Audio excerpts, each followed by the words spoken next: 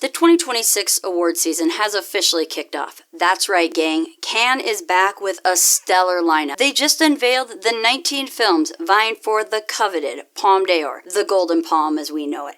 And I'm here to break them all down for you. We're going to dive into storylines, explore the talented cast, the directors, and I'm going to spotlight some familiar returning faces that we're all going to want to keep an eye on.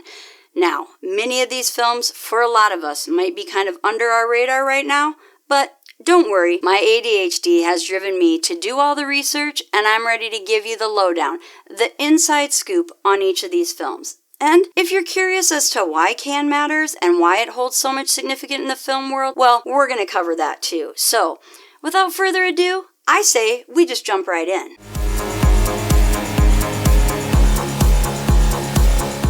Hey gang, it's Lisa. Welcome back to Oscar Obsessed ADHD. On Thursday morning, very early morning, Cannes made their big announcement, unveiling an incredible lineup of films across multiple categories. Premieres, special screenings, midnight screenings, the opening film, the Uncertain Regard category, and of course, the prestigious in competition, Palme d'Or. Today, that's the category we're zeroing in on because that category is going to give us our Palme d'Or winner. And this is one of the highest honors in the cinematic world. I'll do another episode later kind of discussing the other categories in films, but we need to discuss this one right away because Cannes gives us like a sneak peek into what to expect in this upcoming award season and exactly what we might be expecting at next year's Oscars because many of the films showcased in Cannes end up making it into the Oscar lineup. So, for you non-cinephiles, you might be wondering, what is Cannes? It's an invite-only international film festival that is held in the beautiful city of Cannes, France. Like, oh my gosh, would I love to go. And for those of you not so great with geography, I got a few of those in my family, Cannes is located like on the French Riviera. This film festival is held every year in May. This year it goes from May 13th to the 24th, and it actually marks the 78th edition of Cannes. Now, Cannes is considered one of like the big 3 European film festivals, along with Berlin, which already happened, and Venice, which is coming up like end of August, early September. Cannes is also part of like the major 5 international festivals, in which we have Sundance, which already took place, and Toronto that's coming up in September. I mean, if sports teams can have divisions, Big 10, Big 12, all that kind of crap, why can't us cinephiles? I mean, we're just as competitive as sports, and seriously, the competition for Palme d'Or is fierce. I mean, every filmmaker dreams in the back of their head of winning someday that coveted 24-karat golden palm. I asked myself, like, why wouldn't they want to win? Well, you guys know I'm a data geek, right? And stats speak volumes. In the last 77 years, 20 of our Palme d'Or winners have gone on to be nominated for Best Picture. And in the last 5 years alone, so we're talking 2020 on, 2 Palme d'Or winners have gone on to win Best Picture. 2020 with Parasite, and of course, last year's amazing Anora. Will this trend continue? I don't know, because like prior to Parasite, only 2 Palme d'Or winners had ever won Best Picture. And you want to know when that was? 1955 with Marty and 1945 with The Lost Weekend. I mean, dudes, that's a long time ago. But I looked at another stat because Palme d'Or winners actually have an incredible track record when it comes to winning the Oscar Best International Feature Film. 6 Palme d'Or winners have gone home to take home the Oscar. So, you know what? It kind of proves the international recognition that can come out of Cannes. And speaking of trends, I have to ask myself, will there be another distributor that finally breaks the streak held by that crazy little indie distributor we all know as Neon? 5 years, a Neon film has ended up taking home the Palme d'Or. It started with Parasite, then Titan happened, Triangle of Sadness, Anatomy of a Fall, and then, of course, Anora. Can they be stopped? And they already have 2 chances to win this year. They have Alpha and Sentimental Value, which we'll get to later. But I mean, we all know that at Cannes, distributors pick up films left and right. So we're gonna want to keep an eye on who Neon picks up, because, that might say something. Now, this competition list is currently at like 19. I suspect we're going to get like 1 to maybe 3 more added. Cannes usually has about 20-ish films. Make sure you stay tuned till the end when I'm going to tell you which films to be on the lookout for that could potentially be added to the Cannes lineup. And I'm going to give you my predictions for not only the Palme d'Or winner, but actor, actress, director, and screenplay. Oh my gosh, with all that said, let's just get started. We're going to go in alphabetical order. So, film number 1, Alpha. Now, this is directed by Julia Ducournau, and she is no stranger to Cannes, guys. She's presented numerous films there. Oh yeah, that movie Titan I was talking about that won the Palme d'Or in 2021, that was her film, which we know is distributed by Neon, so it's no shock that they already picked this film up for distribution. For you cinephiles, notably that was the year when Spike Lee announced the winner first instead of last. Oh Spike, what are we gonna do with you? Ducournau made history as only the second woman to win this honor, and the first woman to ever win actually tied with someone, so Ducournau is kind of known as the first solo woman to win this award. While Titan didn't make the Oscars,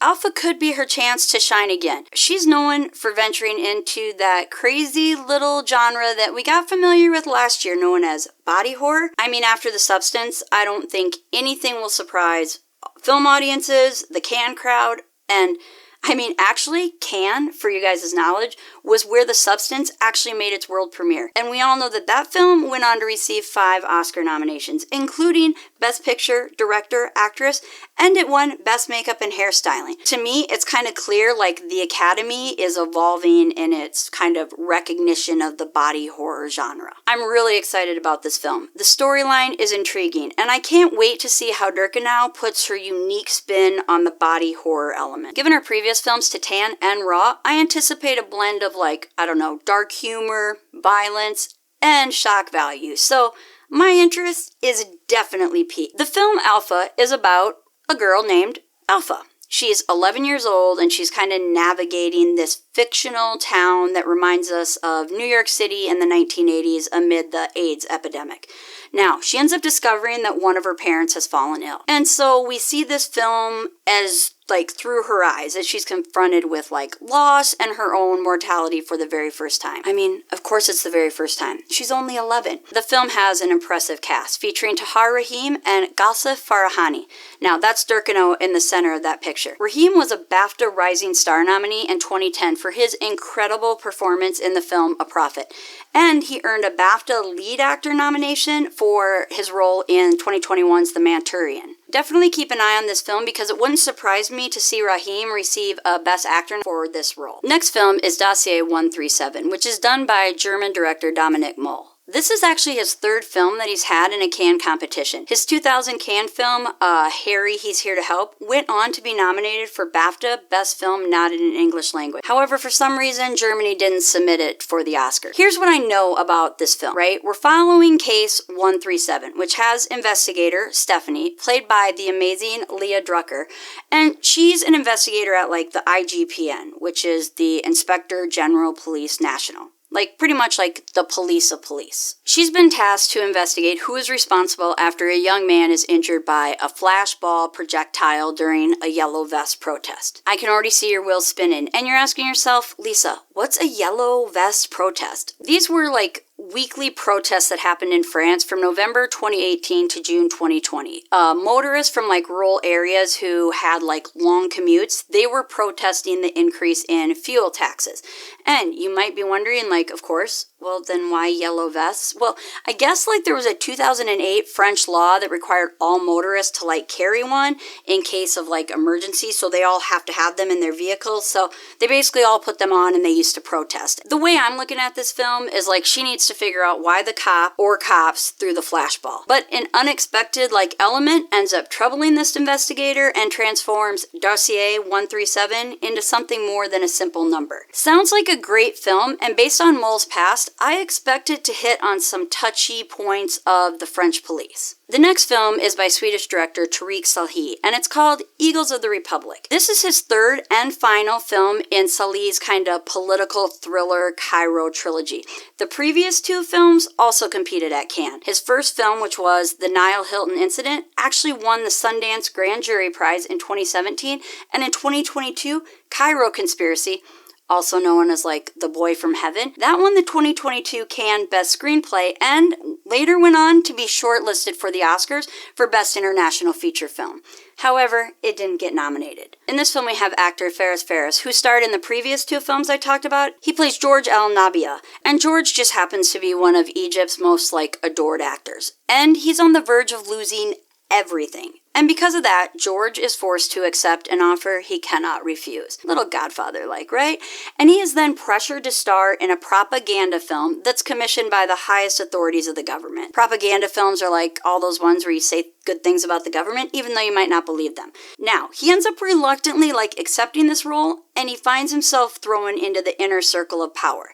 Like a moth to a flame, he begins an affair with the mysterious wife of the general overseeing the film. Of all people he could get involved with, not thinking that woman's the best one. And for me, given Saleh's past, I believe he will again deliver us a political masterpiece. It currently has no US distributor. However, if he can win Best Screenplay at Cannes again, we could see that change. Will he win it? I don't know. He's got some stiff competition, so I guess we'll have to see on that one. Eddington you may have heard of. This is actually directed by Ari Aster, and this is his first time having a film in Cannes competition. Yet his films are no strangers to receiving acknowledgement from the film community. I mean, even for you non-cinephiles out there, you might be familiar with some of Aster's work.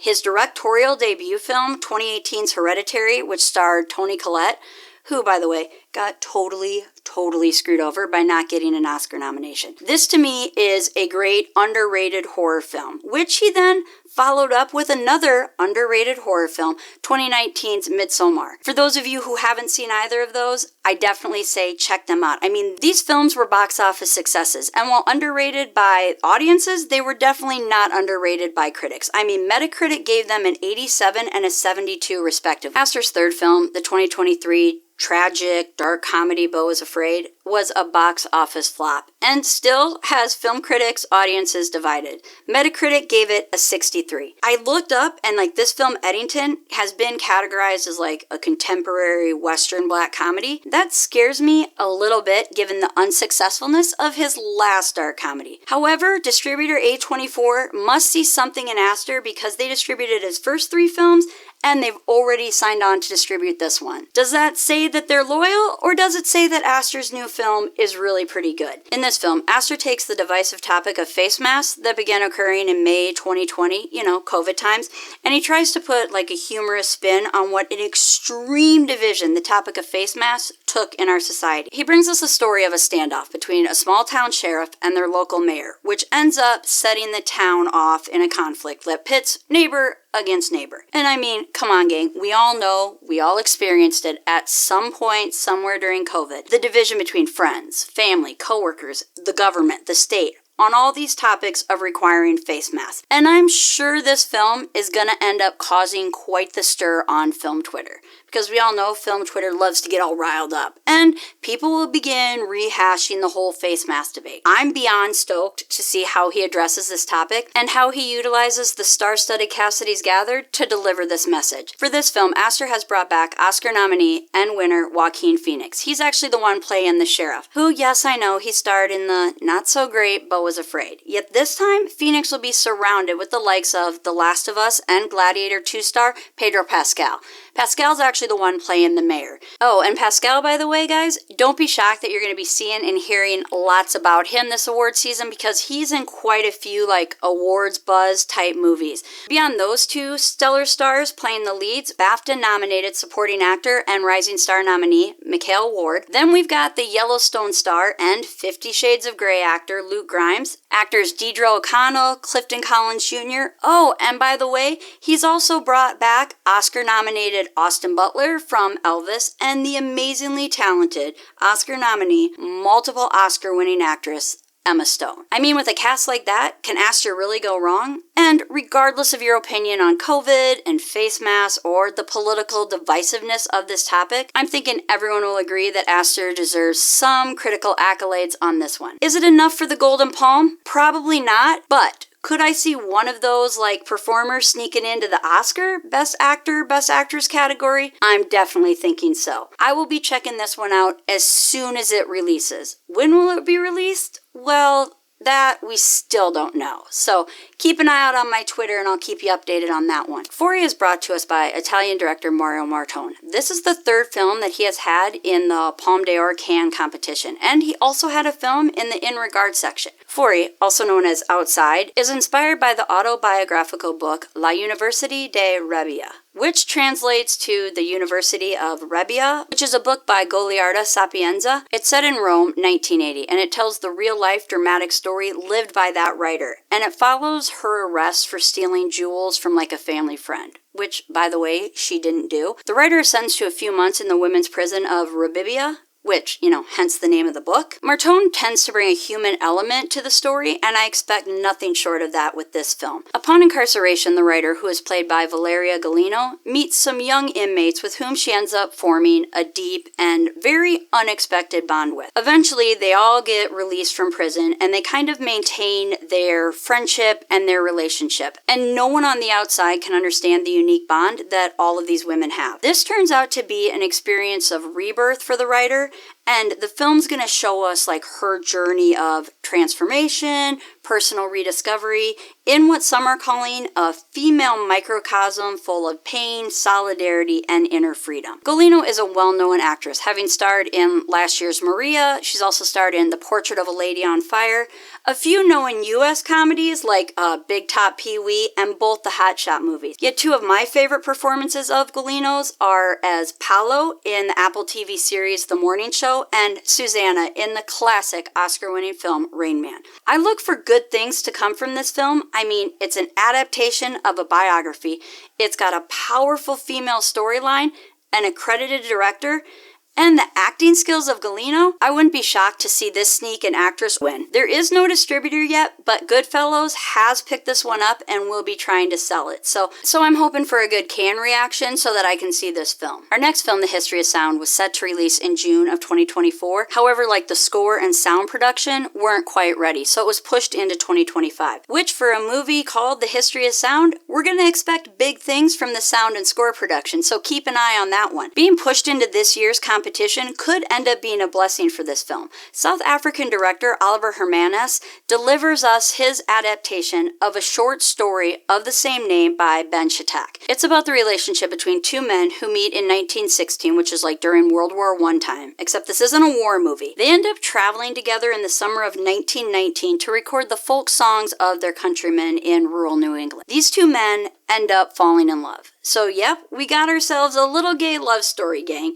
I mean, come on, that's pretty exciting.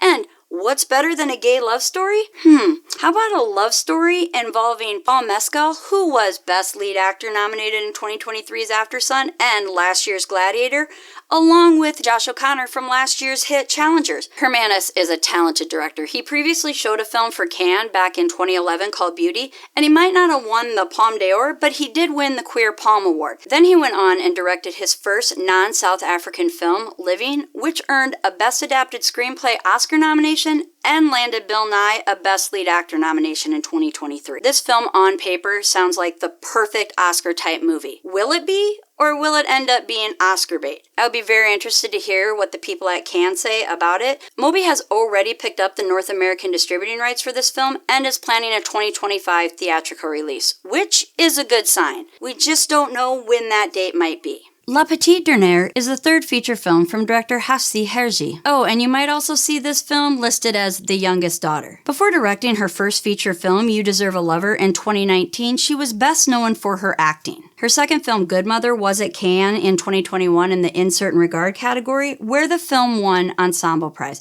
This film is a book adaptation. Herzi adopts a novel by its same name. Well, it's also known as The Last One, written by Fatima Das. And this is a work of autofiction. So basically, it's inspired by the author's own life and experiences, yet sprinkles in some fictional elements throughout. Based on the storyline and reading about the book, I'm so super excited to see how Herzi delivers on this adaptation. The film is a coming-of-age story about Fatima, a young woman navigating her identity as a French woman, Algerian, Muslim, and a lesbian in the suburbs of Paris. She then leaves her very close-knit suburban family to study philosophy in Paris. Once in Paris, she finds herself kind of caught between her religious upbringing, what's expected of her by her family and society, and the freedom and life that she wants for herself. which I think gay, straight, or whatever everyone is out there, we can all agree that there are times we struggle between like making ourselves or our families happy. I mean, that's a hard thing to like balance, right? And so regardless of everyone out there, I think this film will relate to everyone in some way. If the film is anything like the book, the film's going to end up exploring themes like identity, racism, sexual self-determination, religion, and feminism. That's a lot of stuff to cover in one movie. And even though this is a foreign film, so a lot of us are going to have to read the subtitles, yet if done correctly, which I have no doubt Herzi will deliver on,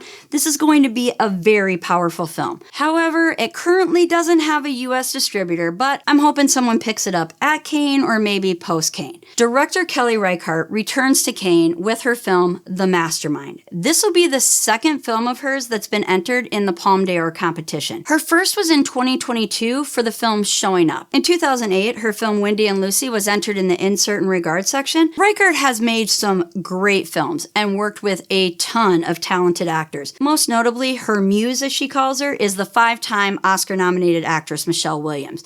They've worked together 4 different times, and even though Williams is not in this film, Reichardt still delivers us an exceptional cast. Josh O'Connor, star of last year's film Challengers, and who also stars in the other Palme d'Or nominated film we talked about, The History of Sound. And by the way, he's not the only actor who performs in 2 Palme d'Or films. We've got actress Hope Davis, who stars in this film and The Phoenician Scheme. This film also reunites John Magaro with Reichardt for the 3rd time. They previously starred in her 2019 First Cow film and 2022 Showing Up. Reichardt is known as like a minimalist, and she does like neo-realistic films that some might describe as like slow cinema, but most of her films kind of deal with like characters in small rural towns. A lot of like what I'm used to in South Dakota, because that's a majority of our towns. This film is a story about a man who orchestrates an audacious art heist against the backdrop of the Vietnam War and the country's kind of ever-growing women's lib movement. So we're still getting the woman storyline we love and expect from Reichardt, and we watch kind of how this man engages in this daring, crazy criminal endeavor, and he learns to traverse a world that basically is totally shifting around him when it comes to like society and politics. Moonboo has already picked this one up for US distribution, which is fantastic and usually a good indication of positive signs for a movie moving in the right direction. Even though there's no release date set yet, I'm hoping post-Cannes Moonboo gets moving on this one. Like, could this year be the year that Reichardt finally breaks into the Oscars? Director Richard Linklater must never take a break from filmmaking. Like, the guy must constantly work 24/7. He already premiered his 25th feature film Blue Moon 2 months ago at the Berlin Film Festival, so be looking for that one to be in discussion during awards season. And now he brings us his 26th feature film, Nouvelle, to compete. This film is about the French New Wave movement and follows the production of Jean-Luc Godard's 1960s film Breathless. Linklater breaks out of his shell with this one, as this is actually his first film that he's ever shot entirely in French. Big things are expected from this 5-time Oscar-nominated director, who previously played at Cannes in 2006 with 2 films. His film A Scanner Darkly, playing in the Insert and Regard category, and his other film Fast Food Nation, competing for the Palme d'Or. Rumor has it that this entire film was shot in black and white on like a 4:3 aspect ratio, and he filmed it all in Paris in 1 month. And he actually received a grant from the French Ministry of Culture, and the cast sounds phenomenal, right? We've got Guillaume Marbach, who portrays like Jean-Luc Godard, and we've got Zoe Deutsch, who some of you might be familiar with from Clint Eastwood's Juror Number 2. She stars in this film as Breathless star Jean Seberg. Based on past performances, I'm thinking we may see these two on the list to win the Cannes Best Actor and Actress Award. The part of me that makes me worry for the film is that there's no US distributor yet. Now, that's not always a make or break, as many films get picked up post-festival runs. The film has been boarded by Goodfellas, so they will be pushing for sales hard at Cannes. We've probably all seen the trailer or heard about the new Wes Anderson directed film, The Phoenician Scheme. I know Wes Anderson films are a little out there, and people usually either are way in love with his films or are just so-so. I would say, me personally, I fall into like the so-so category. They're rather hit or miss for me. Based on the trailer, it's seeming typical Wes Anderson, and the description doesn't tell us much. This is literally what it says: a story of a family and a family business. I guess we will see soon enough, as the film is being released May 30th, so like right after Cannes ends. There is no denying, however, that the film world views Anderson as talented. I mean, this will be his 4th film to compete for a Palme d'Or,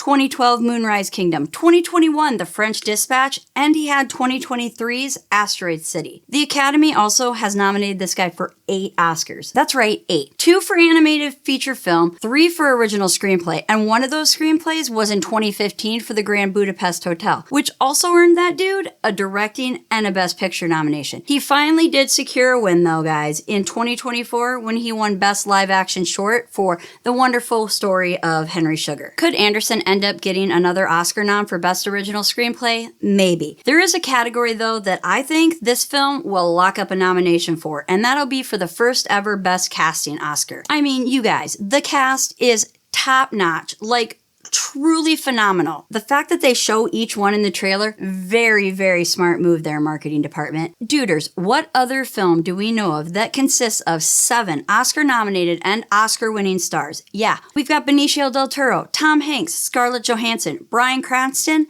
Benedict Cumberbatch, Jeffrey Wright, and Riz Ahmed. Plus, then we also have Michael Cera, who was nominated in 2009 for the BAFTA Rising Star Award, and Richard Ayoade, who won a BAFTA TV award in 2014 for Best Male Performance in a Comedy for his role in The It Crowd. I mean, Focus Features already has locked up US distribution, and I can't imagine that they wouldn't make an Oscar push for this film for Best Casting. Honestly, I'm adding this one, I think, guys, right now to my 2026 Oscar-obsessed ADHD Best Cast predictions. And if I was you, I'd be thinking about adding it also. Now we have acclaimed Japanese director Chai Hayakawa delivers us Renoir. She made quite the debut in 2022 at Cannes in the In Certain Regard category for her film Plan 75, where she won the Golden Camera mention. I mean, her work, it's chilling, it's provocative. I mean, Plan 75, for those of you who haven't seen it, she shows us like a futuristic Japan, where there are more like senior citizens than there are babies coming into the world. And as we all know, that's not really a good thing. So they enact a new law called Plan 75, where basically the government offers its citizens that are over the age of 75, they give them like a little bit of incentive to euthanize themselves. Yeah, that's right. Japan did submit this film for Best International Feature at the Oscars. However, it didn't get nominated nor make the short list, so I don't really know what they looked at in this regard.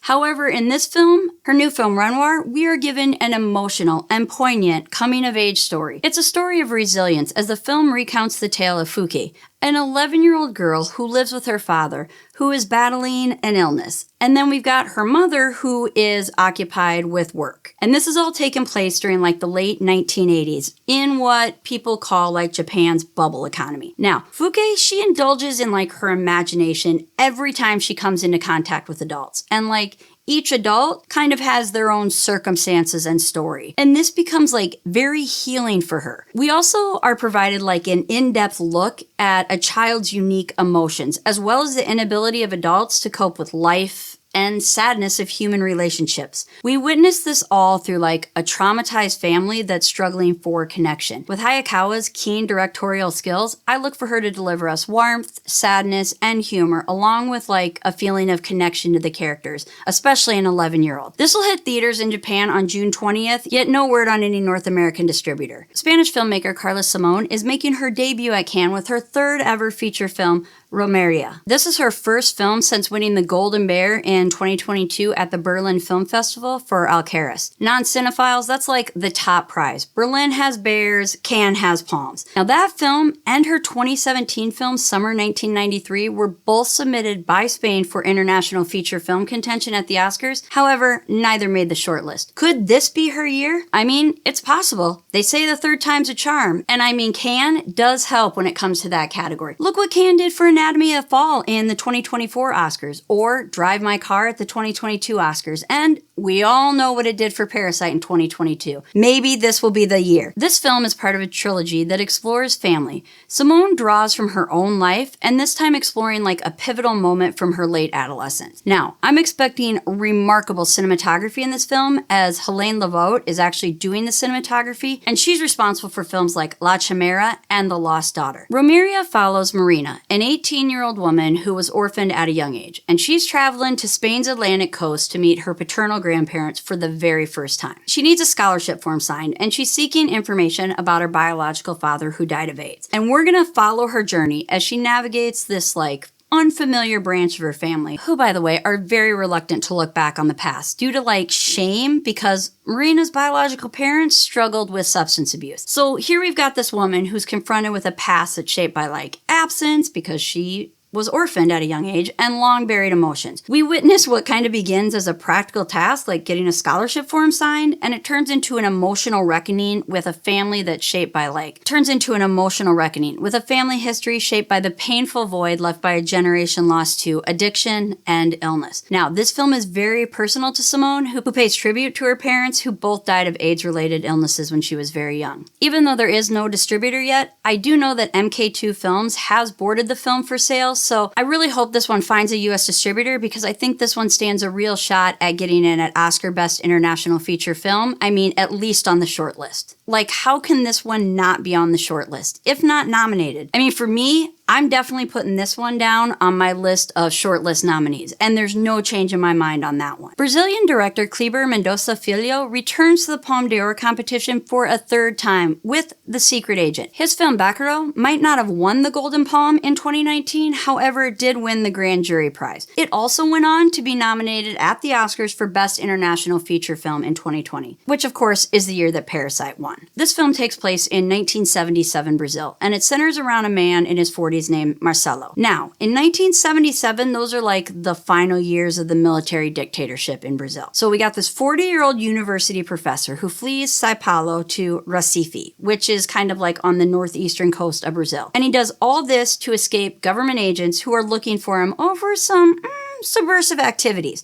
Now, this dude is basically trying to escape a violent past. Most of the movie is set in the city of Recife, and in the words of the director, the movie combines mystery and suspense. Man, that sounds intriguing. And okay, gang, honestly, admit it. Brazil, military dictatorships, government, and after the immense success of last year's hit, I'm Still Here, if this film is even half as good as it sounds, I'm thinking not only will this definitely be Brazil's submission, but it'll also be making the shortlist and getting nominated. So here's another film that I'm definitely adding to my list of not changing my mind shortlisted nominations. I mean, Brazil just won its first ever international feature film last year. Could they win back-to-back years? This will end up being released in Brazil like the second half of the year, so I'm not like too concerned that it doesn't have a US distributor yet. I mean, heck, fingers crossed, maybe Sony Pictures Classic will pick this one up. They did pick up I'm Still Here, which, yes, I know, they picked that one up before I'm Still Here premiered in Venice, but a girl can still hope, right? I mean, come on, guys. I just love when foreign films get some US distribution love, because then we all get to see them. Director Joachim Trier returns to Cannes with his sixth feature film, Sentimental Value. This is his first film, though, since competing at Cannes in 2021 with his brilliant masterpiece, The Worst Person in the World. That film received so many accolades,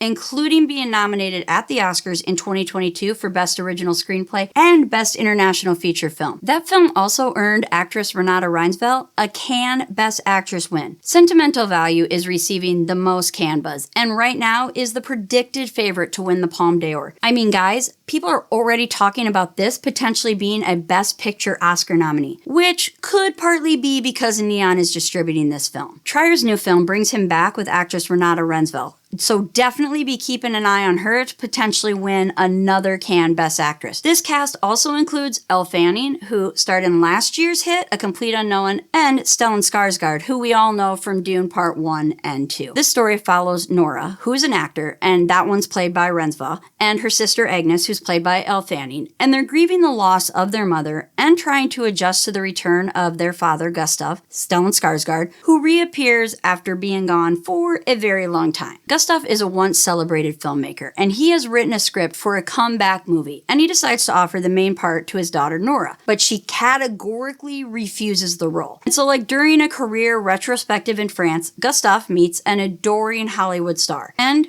offers her the part that was intended for his daughter Nora. Now, when the film starts shooting back home in Norway, Gustav seizes the opportunity to repair his bond with Nora and Agnes, the sister. The storyline sounds great. We've got a great director. We've got a returning Golden Palm actress winner. And so will this be the film that continues Neon's streak? It's highly possible. Iranian director Jafar Panahi is considered one of Iranian cinema's greatest living masters, and he has taken home some type of award every year he brings a film to Cannes, regardless of which category that film is in. He's also racked up awards at every other major film festival during his career. This year, he brings to Cannes A Simple Accident. Or some are calling it, was it just an accident? I don't know, whatever the name is. My bigger question is, will Panahi walk away with another award? This guy is truly phenomenal. His first ever feature-length directorial debut, The White Balloon, took home the Camera d'Or in 1995. Only first time feature film directors are eligible for that award. It's kind of similar to what the DGA has. Panahi made history with this win because it became the first ever major award won by an Iranian at Cannes. Then in 2003,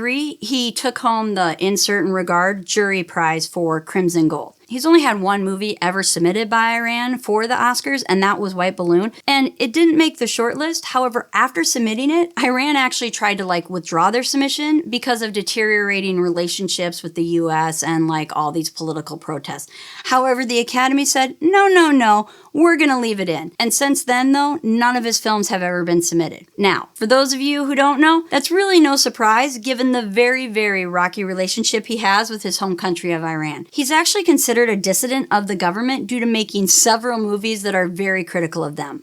During this guy's life, he has had several short-term arrests, and then in March of 2010, he was arrested and later convicted of propaganda against the Iranian government. The sentence for this was 6 years in jail and a 20-year ban on directing, writing screenplays, giving interviews, or leaving the country. Now, despite this ban, he continues to make movies that go on to win major film festival awards. Berlin's Golden Bears, Venice's special jury prizes. The guy is nonstop. In 2011, a thumb drive was smuggled out of Iran in a cake. And this documentary feature video, which was in the form of a video diary titled This Is Not a Film, was shown at the 2011 Cannes Film Festival, and that won him what they call the Golden Coach Award. The Golden Coach is an honorary award that's presented at the Director's Fortnight thing at Cannes, and this year that's actually going to be presented to Todd Haynes, but regardless, we'll talk about that some other time. In April of 2011, Time magazine placed Panahi third on its list of the top 10 persecuted artists who have challenged authority. And then in June 2013, Panahi was invited to join the Academy of Motion Pictures Arts and Sciences, so the Oscar voting body. Sure, that pissed Iran off. Then in 2018, he competed for the Palme d'Or again with his film Three Faces, which was shot completely in secret from the government. He didn't win the Golden Palm, yet he did walk away with Best Screenplay. Then in 2021, Panahi and two other directors brought Cannes the Year of the Everlasting Storm, which they ended up winning the Golden Eye for, which the Golden Eye is the prize for best documentary. Think about it, guys. Not half bad for a guy who's banned from directing, writing, doing anything filmmaking like. I couldn't find a lot about this movie. Like I said, I've got it listed as a simple accident. Some people have it listed as it was just an accident. Whatever the case is, this film is veiled in secrecy. Seriously though, so little is found about this film, it reminded me of the 1939 Winston Churchill quote, "It is a riddle wrapped in a mystery inside an enigma." Here's what I could find. Other than it was probably shot in secret, and rumor has it has something to do with the film's title, only description I could find is what starts as a minor accident sets in motion a series of increasingly escalated consequences. Pretty vague, right guys? There is no US distributor yet for this film. It was boarded by MK2 Films, so I'm not sure it'll find a distributor. On a positive though, maybe it will because it is produced by the company who did Anatomy of a Fall, which won Palme d'Or and won the International Feature Film at the 2023 Oscars, and remember was actually nominated for Best Motion Picture at the Oscars. Maybe after the Cannes viewing, someone will believe in it. This director has a surreal record at Cannes. However, it's actually his first time ever competing for the Palme d'Or. He's only made 4 feature films ever in his whole life, and all of them have been at Cannes in some capacity and walked away with something. Who is that? It's Spanish director Oliver Lax. This year he brings Surat to compete. You can't argue with his record. His first film ever, You Are All Captains, wins him the 2010 International Federation of Film Critics Award at the Director's Fortnight at Cannes. Then 2016's Mimosas has, lands him the Nespresso Grand Prize, and his film Fire Will Come earns the In Certain Regard Jury Prize. The Palme d'Or is a much stiffer competition. Will his film stand a chance? I don't know. Sirat follows a father and a son who go out looking for their sister in North Africa, and they are soon thrown into like Morocco's surreal rave scene. I looked it up, and in Arabic, the word Sirat can have many different meanings. The Muslim version describes Sirat as a razor-thin bridge that spans the chasm of hell and connects like this world with paradise, and over which only the righteous can cross, while the unrighteous fall to a flaming punishment. It's a metaphor for like moral reckoning. Given that description, I imagine this film is going to go deep into each of the characters' psyches, like showing us a father whose love has clouded his vision and he's become warped by this obsession to find his daughter. And then you've got like the poor loyal son who is at his wit's end with continuing an endless search through the African desert, with both of them wondering, are they ever going to find her? There's no US distributor yet, and I think picking up this one is really going to come down to the editing of the film and to see if that works for the Cannes audience. It is set to be released in Spain theaters on June 6th. German director Maschka Salinsky brings us Sound of Falling. Gang, this is my most anticipated, have not a real clue what's going to happen in it, but can't wait to see it movie that is competing at Cannes. This is only Salinsky's second feature film. You may be thinking,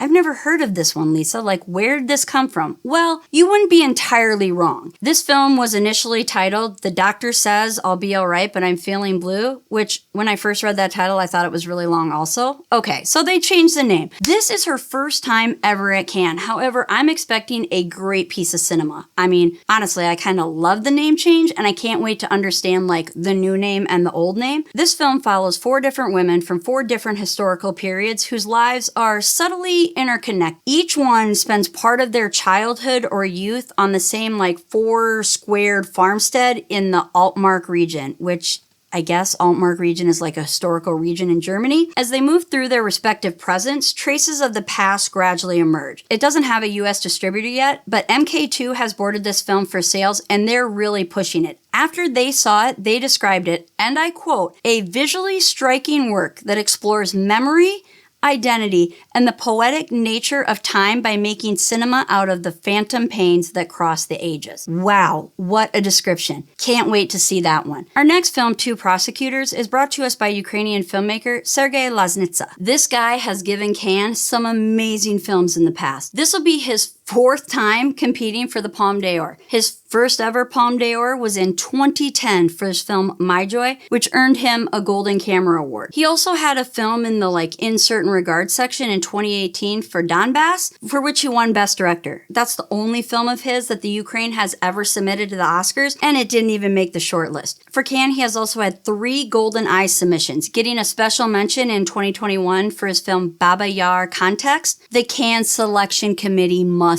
love him. This film is a Stalin-era drama. It's set in 1937 during the Stalinist Great Purges and is inspired by the writing of Russian author Grigory Demidov. The film focuses on a young prosecutor who sets out to challenge a system during Stalin's Great Terror. After discovering a letter from a prisoner that somehow escaped destruction, and the letter is desperately pleading for help, this idealistic prosecutor uncovers NKVD corruption. Like, the NKVD was the Interior Ministry and like the secret police of the Soviet Union from like 1934 to 46. So let's be real, guys. His pursuit of justice in Stalin's Soviet Union becomes a dangerous journey into the heart of a system that is known for devouring its own. Even though every storyline I could find only talks about one prosecutor, I'm guessing the film will like unveil the impact this case has on the prosecutor that's representing the NKVD. Really? Representing the Soviet Union? AKA Stalin. This sounds very interesting to me, and I love me a political thriller. So I guess we'll have to wait and see what comes out of this, and we might have to wait a while because there's currently no US distributor. The lovely French Dardenne brothers, Jean-Pierre and Luc, return to Cannes as being only 2 of 9 people who have ever won more than 1 Palme d'Or. They've also won 6 other major Cannes awards. Too many to name. Can they repeat and get a 3rd win with their new film, Young Mothers? This will be their 10th time having a film in the Palme d'Or competition. That is unheard of, gang. I mean, that's just like pure insanity. They won their first ever Palme d'Or 26 years ago in 1999 for Rosetta, and then again in 2005 for La Fan. Both of these films were submitted by France for consideration at the Oscars, yet neither of them made it to the shortlist. Young Mothers follows the interconnected stories of 5 women: Jessica, Perla, Julie, Ariane, and Nami, all of whom have grown up in difficult circumstances. They're all living in a maternal home that supports them as they navigate the emotional and practical challenges of early motherhood. These women are trying to achieve a better life for themselves and their children. Seriously, given the history of these brothers with the Cannes Film Festival, the thought-provoking and heart-moving movies that they've put out in the past, don't be shocked if they walk away with at least one award, maybe even the biggest award of the night. And don't be shocked, guys, if this one pops up in Oscar discussion. I mean, Neon is the US distributor of this film, and we all know Neon's history at Cannes. There it is, gang, the 19 films that have already been announced in the Palme d'Or category at the 78th Annual Cannes Film Festival. And if we look at the history of Cannes, it's safe to assume 1 to 3 more films will be added. I told you guys to wait for it. Here are the films that I'm guessing might be added. Lots of peeps have this first one on their list to be added, and so I would say it's a pretty sure bet. That film is Die My Love by director Lynn Ramsey. Ramsey has never earned an Oscar nomination, however has been nominated for 7 BAFTAs, winning 2 of those. In 2000, they actually won the Carl Foreman Award for Most Promising Newcomer, of which that year her film Ratcatcher was nominated for Best British Film, and then in 2013 she won Best Short Film at BAFTA for her film Swimmer. She's had 2 short films in Cannes before, winning jury prizes for both of them. And in 1999, her film Ratcatcher was in the In Certain Regard section, and then in 2002 she received an Award of the Youth and the International Confederation of Art Cinema Award for her film Morvern Callar. And then after that, it led to her first ever Palme d'Or competitive film, We Need to Talk About Kevin. She returned to Palme d'Or in 2017 and she won Best Screenplay for You Were Never Really Here. She's got a track record, and her latest film, Die My Love, delivers us an astronomical cast. We have Oscar winner Sissy Spacek, who has won 1 of her 6 Oscar nominations, 3-time Oscar nominee Nick Nolte, along with Robert Pattinson, and 4-time Oscar nominee, 1-time winner Jennifer Lawrence. That cast is amazeballs. Then you add in the storyline. It's a dark comedy horror thriller adaptation of the 2017 novel by Ariana Hartzvik about a new mother in the French countryside who develops postpartum depression and enters a little bit of psychosis, so she goes a little bit crazy. And it all takes place in a farmhouse on a Montana countryside as we witness a woman, played by Lawrence, who has some mental issues as her marriage breaks up. The husband, played by Pattinson. Honestly, I think this is a storyline a lot of people can relate to. Postpartum, mental health issues, and with that proven cast, I expect them to deliver on that story. Regardless of its Cannes status, like whether or not it makes it there, I definitely see this one getting some type of Oscar noms. Oh, and it's being distributed by Sony Pictures Classic. Will No Other Choice by director Park Chan-wook end up making it into the Palme d'Or competition? I'm really hoping so. Park had not yet completed production on the film prior to the original submission date for Cannes. However, Cannes has indicated that they will extend the deadline to allow No Other Choice to be submitted. I really hope Park can get this done in time and that we get it submitted. If so, this would actually be his 5th film ever entered in a Palme d'Or competition. The film is currently slated for full release late fall, so if it happens to miss Cannes, I'm guessing we'll see it pop up in Venice. The description of this film seems awesome. This guy, after being unemployed for several years, has come up with a unique plan on how he can secure himself a job. And how's he gonna do that? Well, he's just gonna go out and find out who all the other interviewees are, and he's going to eliminate the competition. I don't encourage this as a way to get jobs, yet, I mean, what a dope idea. I really see this film as one that could make it all the way to being nominated at the Oscars for Best International Feature Film. His previous film, The Handmaiden, won the BAFTA Best Film Not in an English Language in 2019, and was not submitted by South Korea for the Oscars because it had already submitted Parasite, which was probably a good choice, South Korea. Then in 2023, BAFTA nominated him for Best Director and his film Decision to Leave for Best Film Not in an English Language. South Korea did submit that film for the Oscars and it made it to the shortlist, and that was as far as it went. I believe in this film so much, I'm adding it to my 2026 Oscar-obsessed prediction list for getting a nomination for Best International Feature Film. This next film is being described as potentially this year's All We Imagine Is Light. Could that be? I don't know. The film is The Way of the Wind, directed by Terrence Malick. Now, Malick is a 3-time Oscar nominee, twice in 1999 for his movie A Thin Red Line, which got Best Adapted Screenplay and Best Director nomination, and then again in 2012 when he received a Best Director nomination for The Tree of Life. This film, The Way of the Wind, is an epic biblical drama that retells and chronicles several episodes in the life of Jesus through several different parables. Now, a subplot is revealed in this movie that concerns Jesus not wanting, like St. Peter, one of his disciples, to partake in a political movement to fight the Roman occupation. This film sounds way dramatic and intense. And it's got a great cast. First off, we've got the Gandhi Best Actor Oscar winner Ben Kingsley, who was also nominated another 3 times after that. And then we've got Joseph Fiennes, who starred in the 1999 Best Picture winning film Shakespeare in Love. Matthias Schoenaerts starred in the Jacques Audiard 2012 film Rust and Bones. And we can't forget John Rhys Davies, who was in all 3 of the Lord of the Rings films. Oh, and I almost forgot Mark Rylance, who won the Best Supporting Actor Oscar in 2016 for Bridge of Spies. Seriously, we have a story about Jesus. With all of these performers, I'm guessing it will garner some attention. Now, whether or not that translates into Cannes wins or Oscar noms, I'm very unsure, because could this be Oscar bait? I don't know. People are expecting big things from this film, though, because Malick has been editing this film for 6 years. And supposedly there's like an edited copy being shopped around to US distributors. No bites yet. However, if this gets pushed into the Cannes official competition, that might help, especially with the stellar cast. After all of the reviews and all of this discussion, where does this leave me for predicting the 2025 Palme d'Or winner, along with actor, actress, director, screenplay? Well, let me tell you.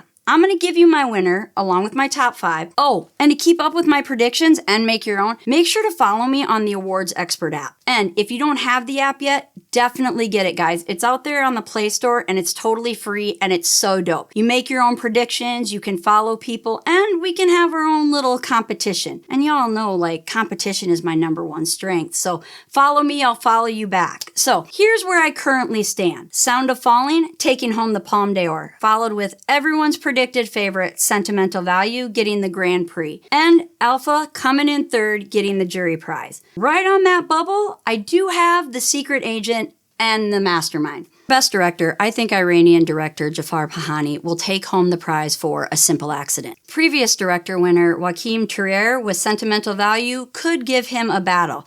Now, the other 3 are on the radar, yet I'm not completely sold that they would end up cinching director. Kelly Reichardt for The Mastermind, Julia Ducournau for Alpha, and Oliver Hermanus with The Gay Love Story, which may be potential Oscar bait, guys.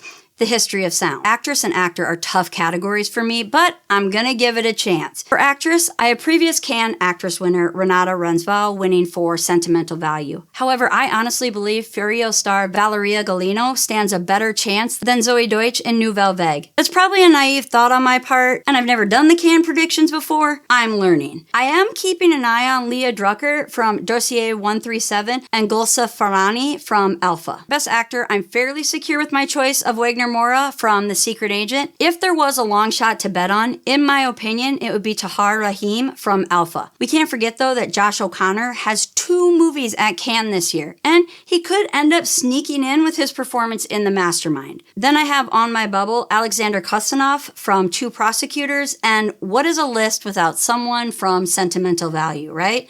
Everybody's predicted favorite, so I've got Stellan Skarsgård at my 5th. Screenplay, gang, I gotta go with my gut. Even though we've got returning Cannes Best Screenplay winners, I look at the storylines, and I'm going to go with Kelly Reichardt for The Mastermind. And then right on the bubble, there is Joachim Trier and Eskel Vogt with Sentimental Values. And then rounding out my list at 3rd, I have A Simple Accident, or It Was Just an Accident. Then Ari Aster for Eddington, with a possibility of Oliver Hermanus and Ben Stoyak for The History of Sound. Oh my gosh, gang, this is a lot. And it is an exciting journey into the world of cinema as we speculate about the upcoming Palme d'Or category at the 78th Annual Cannes Film Festival. Do you agree with my predictions? Do you have some of your own? Let me know in the comments below. I'd love to start a conversation. Be sure to hit that like and subscribe button for more film-related content and festival insights. And don't forget to ring the notification bell so you never miss an episode. All of the films, all of the categories through my Oscar-obsessed ADHD point of view. Thanks, and until next time, which of these films most excites you?